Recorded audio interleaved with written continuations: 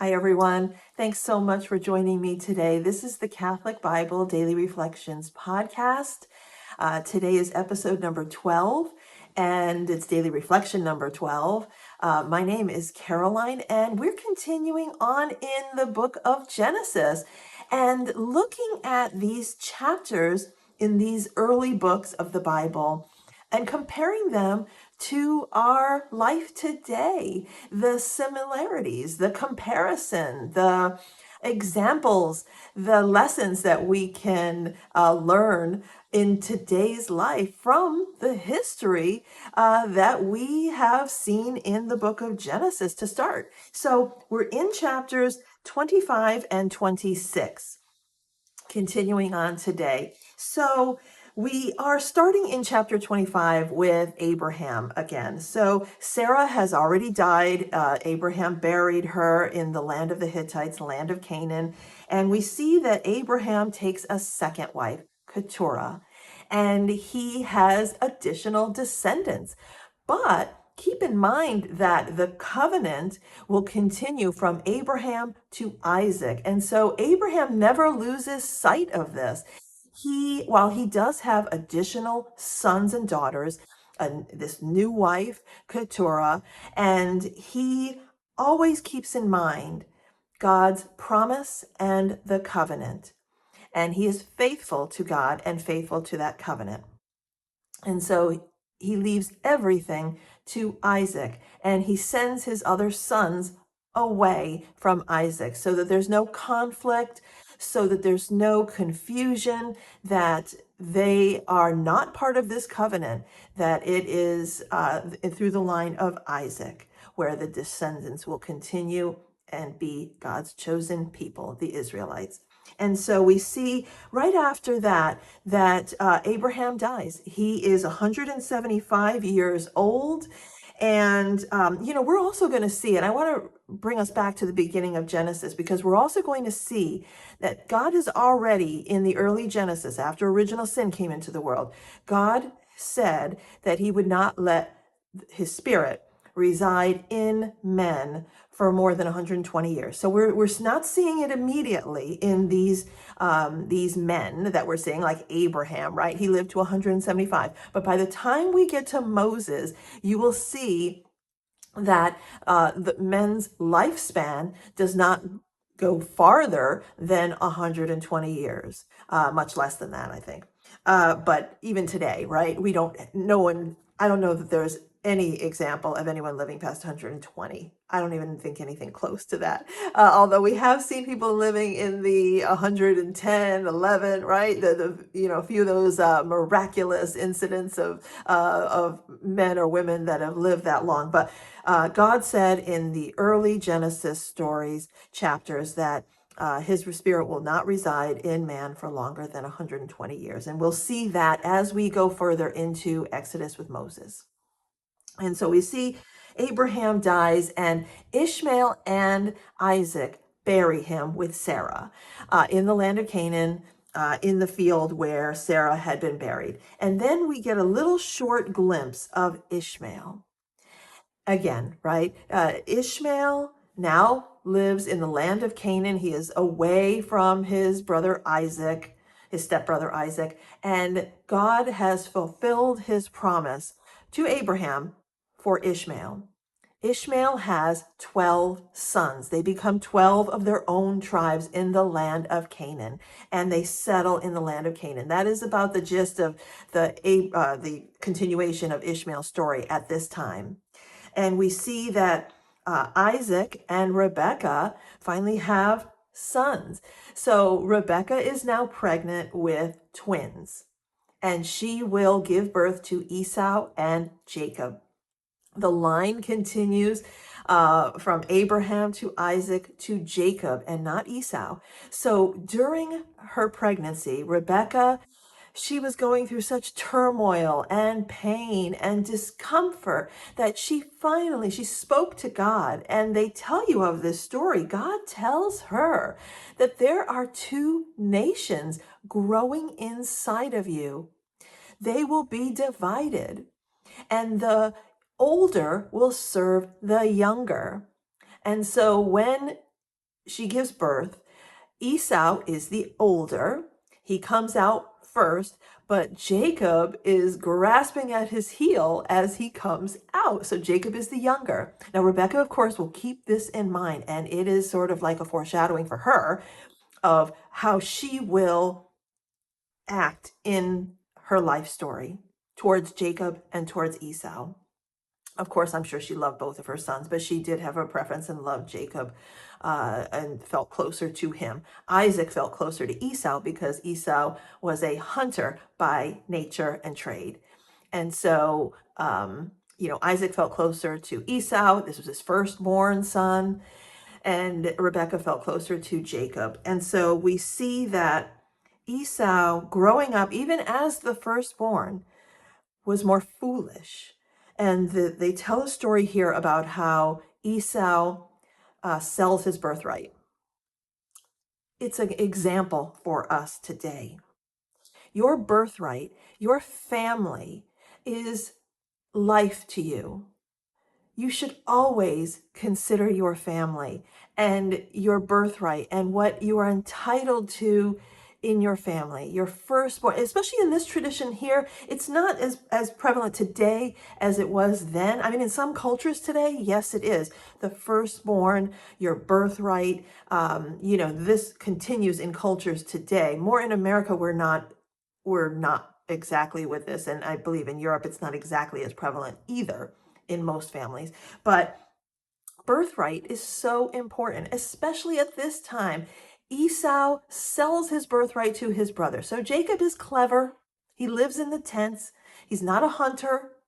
And he's making food one day in his tent, and Esau comes in after a long day of hunting, and he is famished. He's so hungry, he says, to the point of death. And he tells Jacob, "Give me some of that food. I will die if I do not eat." And Jacob, being clever, says, "Sell me your birthright, and I will give you this food." And we see the foolishness of Esau. Esau says, "What need have I of a birthright when I will die from hunger?" Right? How foolish. It is thinking of the moment, right? He's hungry now, but the birthright is so much more than that. Think about yourself with sin, right? And sinful life.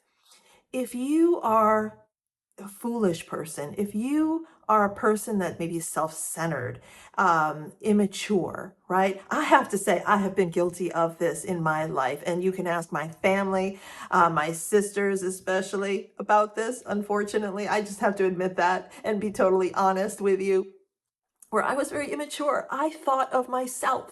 I thought of what I wanted to do, what I needed at that moment, not thinking of the long-term implications, the long-term effects. I was foolish. I was immature. I've told this story, not this story, but I've told my story of how I came to grow closer to God.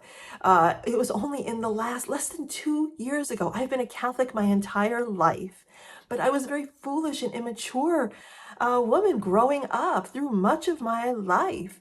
And it wasn't until just less than 2 years ago when I had a very meaningful encounter with God, a warning from God about the life I was living.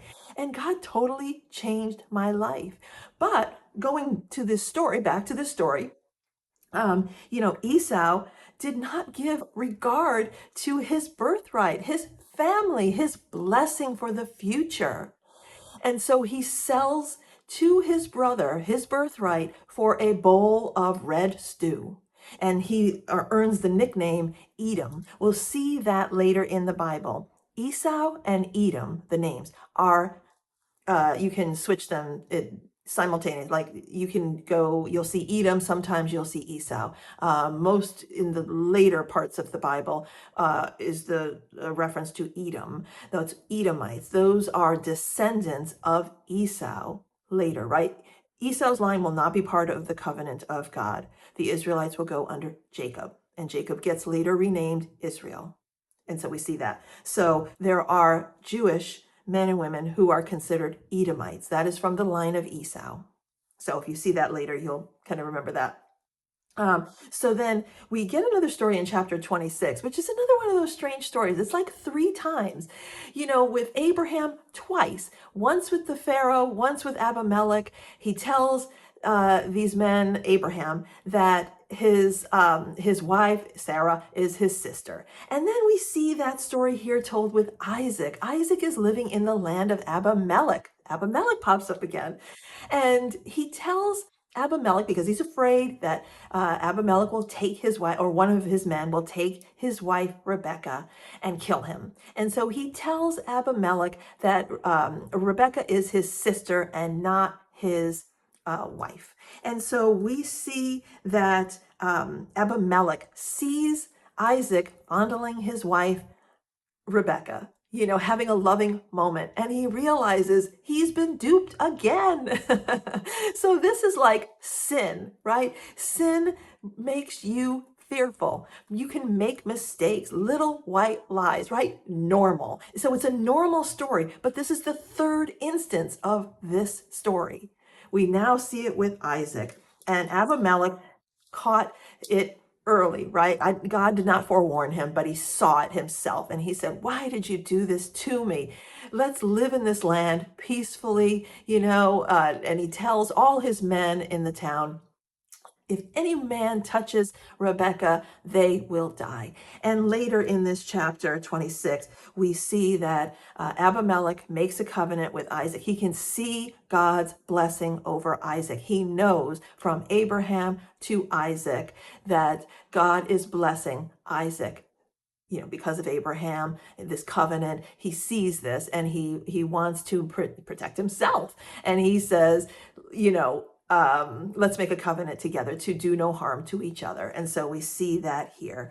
And if you're going to compare it to today's time, if you see someone else who has God's favor, because when God is favoring you, you are like a light shining to other people. People can see how God has changed your life, what God is in your life.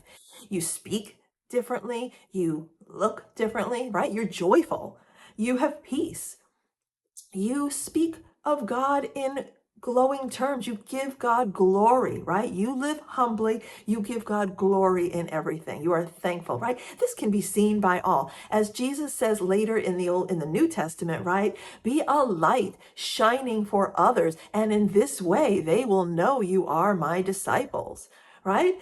And so, Christians today, Catholics today, live that example. And, that kind of shows with Abimelech. And that could be why they tell this story of Abimelech. I keep trying to think of and research why these stories are told. Number one, that they're normal men. They make mistakes. They slip. And, we all do. We all have original sin. We're all sinful, imperfect people. And number two, that God's light is shining through, and other people are witnessing that. Abimelech here sees it in Isaac. If you are a Christian or a Catholic follower of Jesus Christ and of God, and you have a relationship with God, people will see it. My own family, like I told you, I grew up as a very immature, foolish person. And I didn't, even as a Catholic, I did not have the relationship with God then like I do now. And I am more of a light today than I ever was. I consider the future. I consider God in everything. And I'm confident that you will relate to Abimelech here, that other people can see your light and your shining example by keeping close with God, doing things like fruits of the Spirit, right? The joy, the peace, the love, the caring, all of that. And so that, I will just say, is probably another reason why this story was told in the Bible. And also, as a very last little thing, we see Esau marries Hittite wives. He marries two women who are Hittites in the land of Canaan. Again, this theme of inter-family marriage. Esau rejects that, and he marries two Hittite women who then make life just miserable for Isaac and Rebekah. because they are opposing faiths. They are not on the righteous path that Isaac and Rebekah are on, and Jacob will be. So we see here, they have a little reference in here that that the Hittite wives made life bitter for Rebekah and Isaac. Again, we'll see this interfaith marriage. It's not pleasing to God in the Israelites for you to marry outside of your family, because you will drift further away from your God, the one true God. So another example for us today, be careful of who you associate with, who you have in your life. If you are a Christian, if you are a Catholic, you get involved with the wrong people. I myself have done this. I didn't consider this through my life, and I got involved with the wrong people. God saved me. And like I said, in the last less than 2 years, I have had the best relationship with God that I can ever imagine that I could have had. And so when you are living your life, be careful who you associate with, who you bring into your life. And if it's leading you down a wrong path, if these people are not leading you towards God, separate yourselves from them. And that's unfortunate to have to do, but it really is a choice that you need to make in your life. Will you choose God, or will you choose something else that will never bring you the joy, the satisfaction, and the peace that you could have had with God? That's the example of that story in chapter 26 when we talk about Esau. Foolishness, just rejection of God and the covenant and the faithfulness with, your relationship with God, and associating with the wrong people, intermarrying with people outside of your own faith, outside of your own customs and traditions. We'll continue on again with the daily reflection number 13, episode number 13. And until next time, I hope that you have a great rest of your day.